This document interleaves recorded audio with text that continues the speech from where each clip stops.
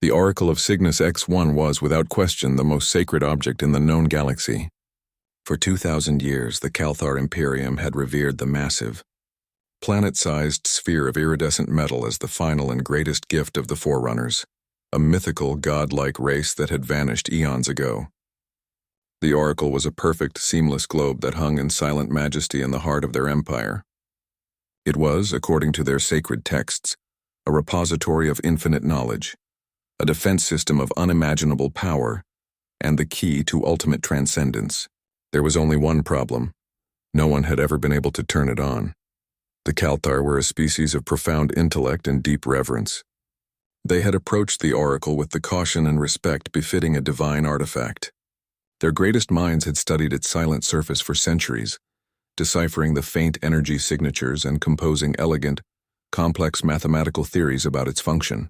They concluded that the Oracle was waiting for a sign, for a species worthy of its wisdom. All attempts to interface with it had failed, often spectacularly. A probe that had attempted to scan its interior was turned into a cloud of lukewarm plasma. A team of scions that had tried to commune with it were left with their minds filled with what their translators could only render as a low, repeating chuckle. Into this sacred space, humanity was grudgingly invited. As the newest and most chaotic members of the Galactic Compact, they were seen as little more than clever monkeys with hyperdrives. But their reputation for a strange, almost brutish form of technical problem-solving, a skill they called engineering, had reached the ears of the Kal'tharr Emperor. The Emperor, in his infinite wisdom, had decided to allow a human engineering team to observe the Oracle. It was a gesture of inclusivity, a way to show the primitives the grandeur they might one day aspire to. But no one, least of all the humans, believed they were actually expected to do anything.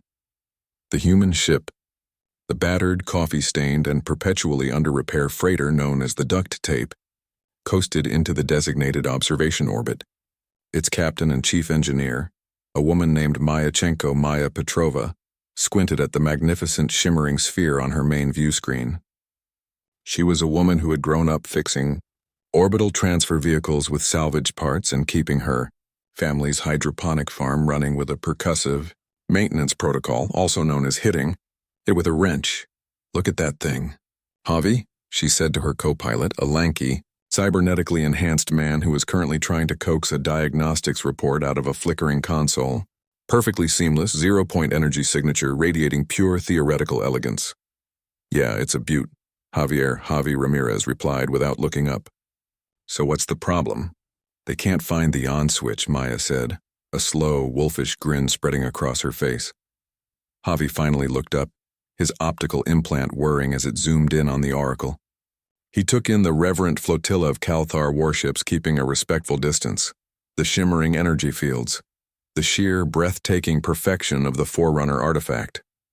He was silent for a long moment, then said, "Huh. Well, have they tried turning it off and on again?" Maya's grin widened.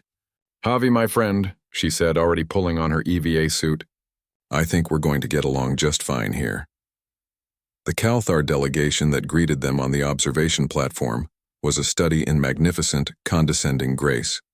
They were tall, impossibly thin beings, their bodies encased in flowing ceremonial robes that shimmered with their own internal light. The lead Kal'tharr, High Executor Vorlag, regarded Maya and Javi with an expression of polite, pained sympathy, as if a beloved pet had just tracked mud onto a priceless carpet. "We welcome you, humans, to the sanctum of the Oracle," Vorlag intoned, his voice a series of beautiful melodic chimes. "We trust your journey was adequate." "Ship's fine, thanks for asking," Maya said, patting a conduit on the wall that was held in place with a visible zip tie. "So this is the big ball. What's the official diagnosis?" Vorlag seemed to recoil at her bluntness. "The Oracle is not a ball, it is a divine mechanism. For 2 millennia, our finest minds have determined that its activation requires a precise harmonic resonance, a key of pure mathematical truth that will prove our worthiness." "Right. A key." Maya nodded thoughtfully. "So where's the keyhole?" This simple, practical question seemed to throw the entire Kal'tharr delegation into confusion. "There is no keyhole," Vorlag replied, as if explaining a complex concept to a child. "Its design is perfect, seamless. To mar its surface with a crude mechanical interface would be an act of blasphemy. Javi, who had been quietly scanning the oracle's surface with his own non-regulation, home-built diagnostic tool, suddenly whistled. Whoa, hey Maya, you're not going to believe this. He pointed to a section of the sphere's equator. That thing's putting out a massive amount of waste heat. Whatever's going on in there, it's running hot. Like forgot to take the plastic wrap off the microwave dinner hot. Maya's eyes lit up. Waste heat? A seamless sphere can't radiate waste heat efficiently. They must have a thermal exhaust port somewhere. She turned back to a sputtering Vorlag.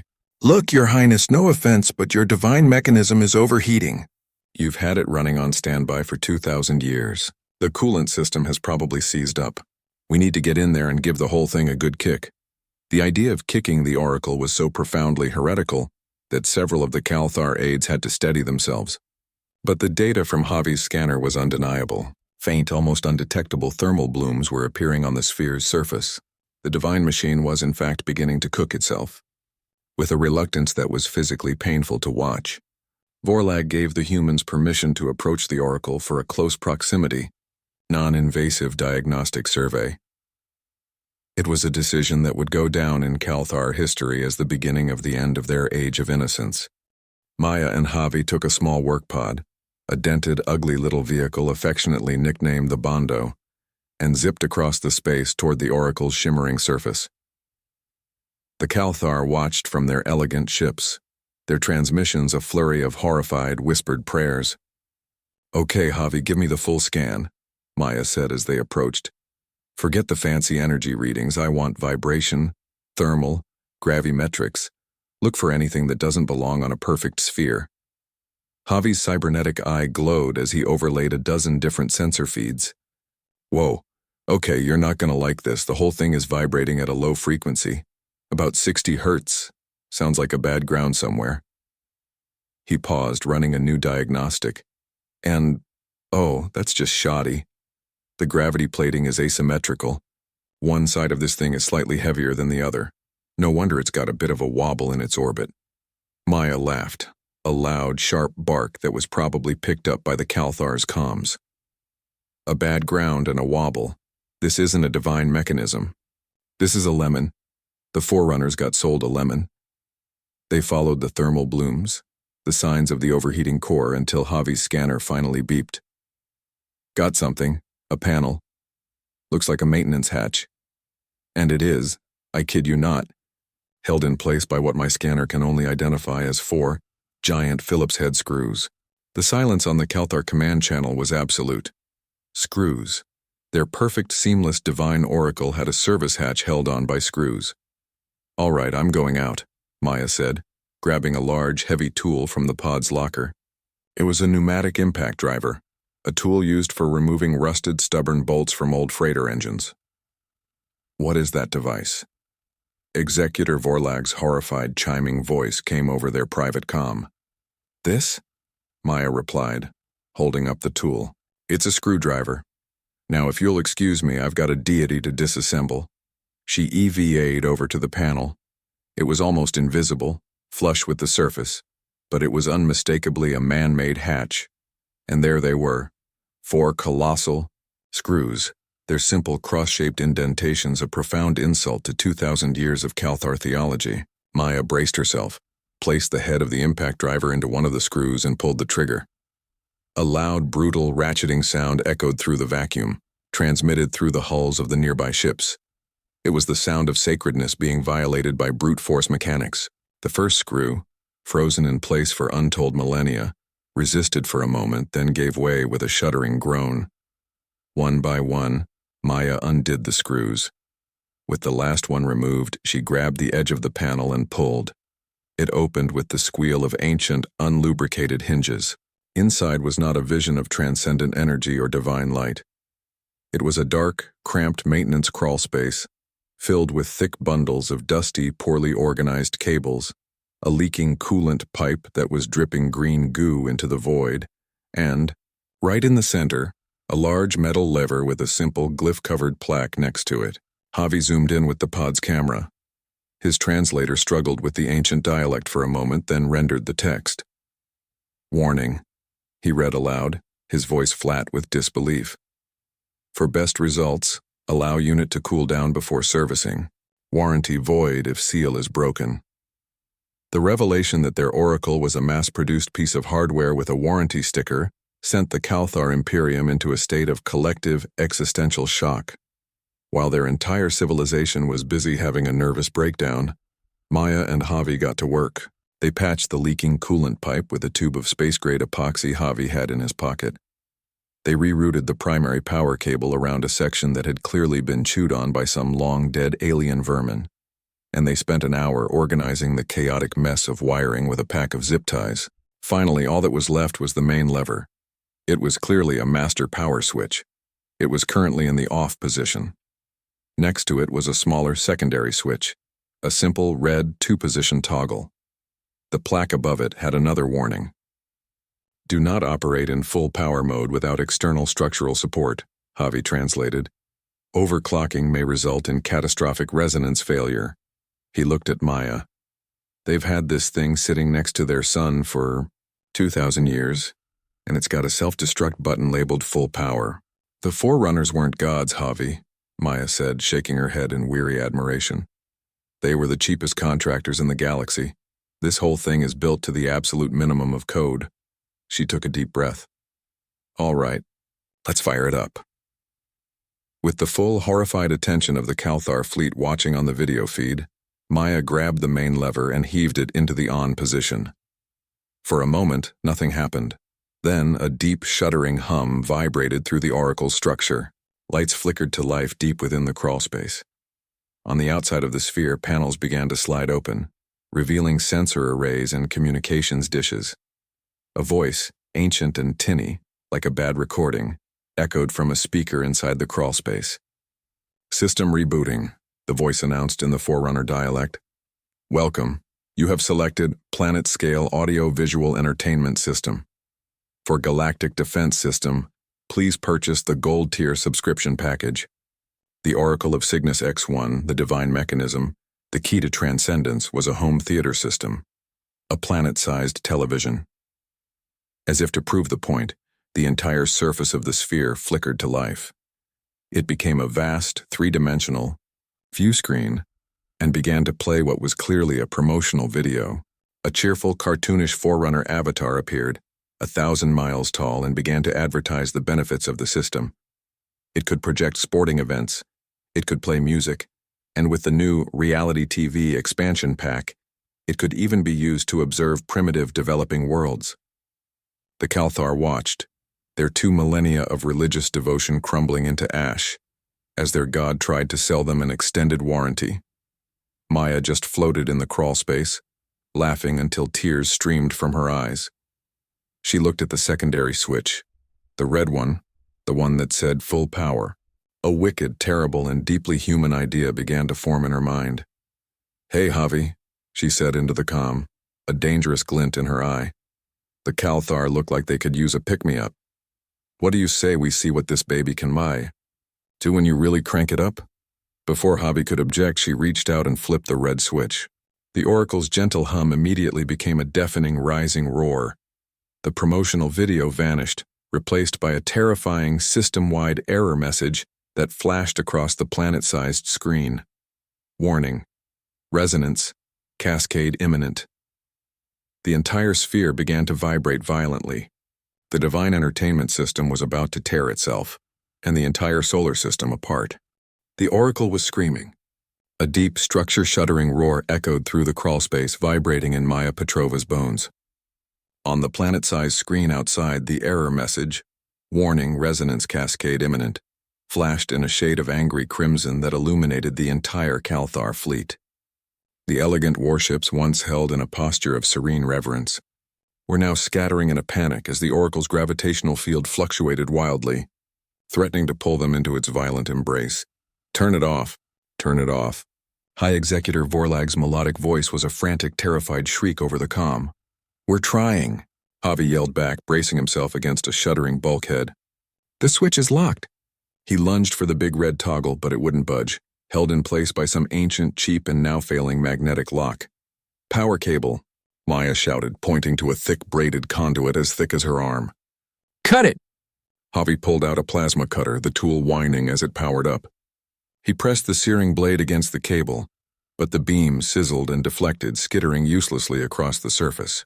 Some kind of ablative shielding. I can't get through it. A calm, tinny voice echoed from the speaker above them. Catastrophic structural failure in 90 seconds. This was it. They had broken God, and now God was going to kill them. The Kal'tharr were panicking. Javi was trying to hack a cable that wouldn't cut. All their advanced, nuanced, and clever solutions had failed. In that moment of pure, impending doom, Maya's mind reverted to the most fundamental principle of human engineering she had ever learned. When in doubt, she muttered to herself, hit it. She located what she guessed was the Oracle's central processing unit, a large, crystalline matrix pulsing with a frantic red light. It was the source of the hum, the brain of the machine. Raising her heavy pneumatic impact driver, the same tool she'd used on the screws, she braced her feet and swung it like a sledgehammer. What are you doing? Javi shouted. Percussive maintenance, she yelled back and brought the heavy tool down on the glowing crystal. The impact was not an explosion. It was a sound like a giant spine cracking.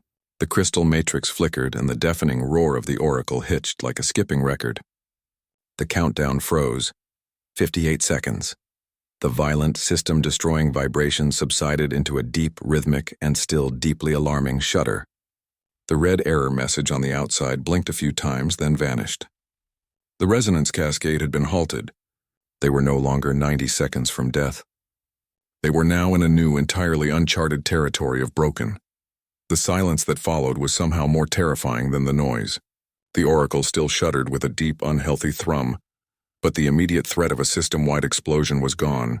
The Kal'tharr fleet, which had been fleeing for their lives, slowly began to creep back toward the sphere, their comms a confused babble of questions. Then, the planet-sized screen flickered back to life. It was no longer crimson red or playing a promotional video. It was now a solid, uniform, and profound shade of blue. In the center, written in stark white Forerunner glyphs, was a single cryptic line of text. Javi aimed his scanner at it. It's an error code, he said, his voice flat.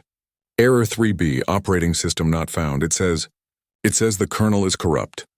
The ancient tinny voice of the Oracle returned, its cheerful sales pitch tone gone, replaced by a dull, lifeless monotone. Fatal error detected. System requires manual reboot and diagnostic protocol. Please insert Forerunner certified boot disk to continue. On the bridge of his flagship, High Executor Vorlag watched as his living god, the key to all cosmic wisdom, displayed the galactic equivalent of a blue screen of death and then asked for a floppy disk. His reverence, which had already been shattered and replaced by terror, now curdled into a new, unfamiliar emotion. Profound, soul-crushing disappointment. Human Petrova, Vorlag chimed, his voice weak. What is a boot disk? It's a startup program, Maya explained, her mind racing. They had stopped the explosion, but they had essentially given the divine machine a concussion. The operating system is fried. It needs to be reinstalled. The problem is we don't have the software. She and Javi began to explore the now stable crawl space. The place was a disaster zone of arcing electricity and intermittently failing gravity plates. But their lives were no longer in immediate danger.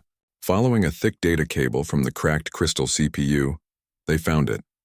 A small rectangular slot on a dusty console, its edges glowing with a soft, inviting light. It was a data port, a disk drive. The only thing missing was the disk. They had found the keyhole, but the key had been lost for 100,000 years. We have to reboot it, Javi said, his mind buzzing with a terrible, wonderful idea. If we can't use their software, we'll have to use mine. He unslung his personal data slate. It was not a sleek regulation device. It was a Frankenstein's monster of technology, its casing scarred and covered in stickers, with illegal ports soldered onto its sides and a cooling fan that whirred aggressively. Its operating system was a custom-built pirated piece of software that Javi had coded himself, designed for one purpose: to bypass any security system and talk to any piece of hardware in the galaxy. You're going to plug that into a Forerunner artifact? Maya asked, a grin spreading across her face. Gonna do more than that, Javi said, pulling out a universal adapter cable that looked like a cybernetic octopus. I'm going to jailbreak God. The Kal'tharr watched on the video feed. their collective horror reaching new heights as the human technician approached their sacred artifact with his grubby, sticker-covered slate. Javi plugged the cable into the glowing port. For a moment, nothing happened. Then a line of text appeared on his slate's screen. Unrecognized device detected. Please install Forerunner certified drivers to continue. Okay, you want to play that way, Javi muttered. His fingers flew across the screen, typing lines of code. He wasn't trying to brute force a password. He was fighting a battle against an ancient, buggy, and deeply annoying operating system. A pop-up appeared on his screen, the Forerunner glyphs translating to an ad. Is your system running slow? Try Forerunner System Optimizer Pro. Javi cursed and closed the window. Another appeared. Your trial period for atmospheric processor has expired. Please subscribe to continue breathing. He fought his way through a maze of digital decay. This wasn't a sophisticated AI firewall. It was the ghost of 1,000 bad programming decisions. The Forerunner OS was powerful, but it had no defense against the chaotic, improvisational, and frankly rude nature of Javi's homebrewed software. He found a loophole in the driver certification protocol, exploited a buffer overflow in the pop-up ad generator, and finally, after a tense 10 minutes, he bypassed the boot disk request. A new screen appeared on his slate, simple and beautiful. It was a root access command prompt. Forerunner OS v1.2 beta. The simple blinking cursor was the most beautiful thing Javi had ever seen. He had done it.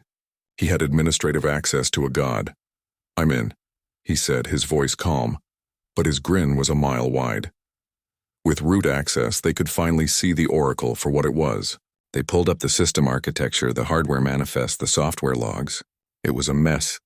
The machine was a shoddy, rushed piece of work, built with substandard parts and running on a beta version of an operating system that had clearly never been patched. The resonance cascade had been caused by the entertainment software trying to access the hardware for the galactic defense system, a feature that, according to the manifest, was sold separately. The system had tried to power up weapons it didn't have, creating a feedback loop that nearly tore the sphere apart. The Forerunners hadn't just built a shoddy TV. They had built a shoddy TV with an existential flaw that could unravel a solar system. We can just turn it off, Javi said, his fingers hovering over the command line. Shut down his now. It was that simple. But Maya was thinking bigger. The Kal'tharr had spent 2,000 years worshipping this piece of junk. Their entire culture was built around it. To simply turn it off would be to tell them their god was dead. But what if their god just got a new personality? She got on the comm to the Kal'tharr flagship. Her voice was no longer that of a mechanic, but of a high priestess, filled with a deep theatrical reverence. High Executor Vorlag, she began. We have communed with the Oracle. It was in a state of deep distress, angered by the millennia of neglect. But we have appeased its spirit. It has found us worthy. It has granted us, its humble interpreters, a measure of control over its divine form. Vorlag's melodic voice was a whisper of desperate hope. You have? Behold, Maya said solemnly. Javi, catching on, quickly typed a command. Display.image, smiley face, JPEG. He had a folder of ancient, low-resolution Earth images he kept for good luck. On the planet-sized screen of the Oracle, the cryptic blue error message vanished, replaced by a gigantic, simple, bright yellow smiley face. The entire Kal'tharr Imperium, a civilization of 2 trillion souls, stared in stunned, silent awe at the face of their god. It was a face of simple, benevolent, and slightly idiotic joy. Maya and Javi, 2 human mechanics floating in a maintenance crawlspace, had not just fixed a broken machine, they had successfully hijacked a religion. The Oracle was no longer a silent mystery. It now had prophets, and it was smiling upon them. The journey from the Oracle's crawlspace to the bridge of the Kal'tharr flagship was the strangest experience of Maya Petrova's life. She and Javi were not escorted as mechanics or even as heroes. They were carried on floating ceremonial platforms, surrounded by a procession of Kal'tharr priests who kept a terrified, respectful distance. They were no longer human engineers. They were the voices of the Oracle, the prophets of the Great Grin. High Executor Vorlag met them in his grand audience chamber, the very picture of humbled piety. The condescending grace was gone, replaced by a deep, shuddering reverence. Voices, he chimed, his body bowed low. We are unworthy. Forgive our millennia of ignorance. What is the oracle's message? What is the meaning of the sacred visage? Maya and Javi exchanged a brief, panicked look. They were mechanics, not theologians. They had to invent a religion right now. The oracle, Maya began, her voice taking on a slow, solemn cadence, is a being of profound, simple truths. The Great Grin is its first message to you, a message of universal, benevolent contentment. It is pleased. For now. Javi, drawing on a deep well of half-remembered philosophy courses and science fiction tropes, chimed in. The oracle finds your devotion adequate, but it has grown weary of its long slumber. It requires its sacred form to be tended to, its divine mechanisms to be maintained so that it may better commune with its faithful. They were, in essence, issuing their first divine edict. The oracle demanded a full top-to-bottom maintenance check. They used their new holy status to get the Kal'tharr to do what they had been too scared to do for 2,000 years, take care of their own damn hardware. Under Maya and Javi's sacred guidance, teams of Kal'tharr technicians, now reordained as divine engineers, began the holy work of replacing burnt-out conduits, patching coolant leaks, and organizing the chaotic tangle of cables inside the oracle. They performed their work with the meticulous care of monks illuminating a sacred text, all while the giant, benevolent smiley face beamed down upon them from the heavens. The Kal'tharr, now convinced of the oracle's renewed power, began to bring their problems to its new prophets. The first true test came a week later. A delegation of Kal'tharr astrophysicists approached them in a state of quiet panic. A nearby star in their empire, a small red dwarf, was showing signs of an impending and highly unusual nova. Their science, based on reverence for the perfect unchanging cosmos of the Forerunners, had no explanation and no solution. They begged the oracle to intervene. Maya and Javi retreated to their new communion chamber, formerly a broom closet on the duct tape they'd had moved to the Kal'tharr flagship, and got to work. Using their root access, they dove into the oracle's systems. They found that the entertainment system possessed an incredibly powerful long-range sensor suite, originally designed for what the user manual called observational reality programming. In short, the Forerunners had used the oracle to watch other, lesser species for fun. Ignoring the creepy implications, Maya and Javi turned the powerful sensors toward the unstable star. The data they got back was far more detailed than anything the Kal'tharr could produce. Javi, a gifted amateur astrophysicist, analyzed the readings. It's not a natural nova, he concluded after an hour. There's an exotic matter buildup in its corona, probably from a nearby black hole. It's causing a feedback loop. But if they could vent the pressure by bombarding the star's southern pole with heavy metals, it might stabilize the reaction. It was a simple, elegant scientific solution, but the Kal'tharr did not need a scientist. They needed a prophet. Maya got on the comms to Vorlag. The oracle has heard your plea, she intoned. Its wisdom is vast.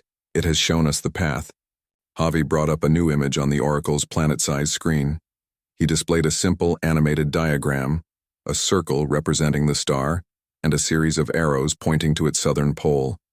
Then he typed a line of text in Forerunner glyphs beneath it. Apply metals here. The Kal'tharr followed the divine instruction without question. They dispatched a fleet of mining vessels, which bombarded the star's pole with refined asteroids. Within a day, the star's violent fluctuations ceased. It had stabilized. They had performed their first miracle. From that day on, Maya and Javi were no longer just prophets. They were miracle workers, using the oracle's forgotten user manual as their holy scripture and translating good, solid engineering into divine will.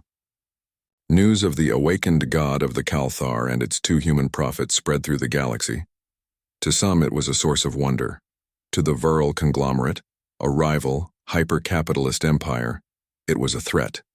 An all-powerful, active, Forerunner artifact could destabilize their control over the sector. The virile, being pragmatic to a fault, decided to eliminate the problem at its source. They dispatched a war fleet. The Kal'tharr were thrown into a state of absolute terror. Their own fleet was largely ceremonial, designed for parades, and upholding a serene sense of order. They had not fought a major war in 1,000 years. They flocked to Maya and Javi, begging them to ask the Oracle to activate its ultimate weapon, the legendary galactic defense system mentioned in their holy texts. Back in their communion chamber, Maya and Javi were in a cold sweat. They frantically searched the Oracle's command line, looking for any file, any program related to defense. They finally found it. GDS-DAO package. EXE. But when Javi tried to run it, a new message popped up on his slate. Its text a cheerful corporate blue. Welcome to the Forerunner Galactic Defense System. Your 30-day free trial has expired. To ensure continued protection from stellar threats and hostile neighbors, please subscribe to our Gold Tier service plan for a one-time payment of 50,000 Forerunner credits. Do you wish to continue? YN. They stared at the message in horrified silence. Their god was a subscription service. Their free trial had expired 2,000 years ago, and they didn't have any Forerunner credits. The Viral fleet will be in weapons range in 1 hour, came the panicked chime from the Kal'tharr bridge. Maya and Javi looked at each other. Their grand accidental religion was about to be obliterated because they couldn't afford the premium package. If we can't buy the software, Javi said, a dangerous familiar glint in his cybernetic eye, we'll just have to pirate it. Javi, you can't pirate a god, Maya said, though she was already looking for a workaround. It's not a god, it's a badly coded piece of hardware with a paywall, he shot back. It's the oldest fight in human history, man versus predatory software licensing. With the Viral fleet bearing down on them, Javi launched the most audacious hack of his career. He couldn't bypass the paywall on the main weapons. It was hard-coded into the hardware. But as he dug through the subdirectories of the operating system, he found a loophole. The defense package itself was locked, but its targeting software was a free open-source diagnostic tool. And the Oracle's primary function, the audio-visual entertainment system, had direct control over the sphere's surface, which was made of trillions of high-energy holographic projectors. The weapons were locked, but the TV and the targeting computer were not.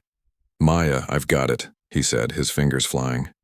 It's the stupidest plan I've ever had. It's perfect. He began to write a new program on the fly, a messy, ugly script that would bridge two completely unrelated systems. He was telling the targeting software to lock onto the Viral ships, and then telling the holographic projectors to focus all of their energy, the energy meant to create images 1,000 miles high, onto the exact coordinates provided by the targeting system. He was turning the planet-sized television into a makeshift death ray. On the bridge of the Viral flagship, the commander gave the order to fire. As their weapon ports glowed, the giant, smiling face on the Oracle winked out. For a moment, the sphere went dark.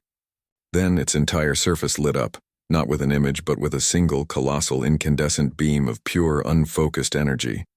The combined power of 1 billion big-screen TVs firing at once. The beam was not a precision strike. It was a tidal wave of raw, artless power. It washed over the Viral fleet, and the ship simply ceased to exist. They were not blown up. They were deleted from reality, their matter and energy instantly and messily converted into a cloud of static. The Oracle's surface flickered. Then the benevolent smiley face returned as if nothing had happened. The Kal'tharr Imperium erupted in a system-wide cheer of religious ecstasy. Their god was not just wise, it was all-powerful. Later, on the flagship, a triumphant High Executor Vorlag offered Maya and Javi a permanent, glorious position as the Oracle's eternal high priests. Maya accepted on one condition. She had Javi type one final message into the command line. Across the heavens, the smiley face was replaced by a final divine edict, a piece of simple, profound, and deeply human wisdom that would become the first and most sacred commandment of the new Reformed Church of the Oracle, and would be studied by baffled Kal'tharr theologians for millennia to come. It read, "If it's stupid and it works, it ain't stupid.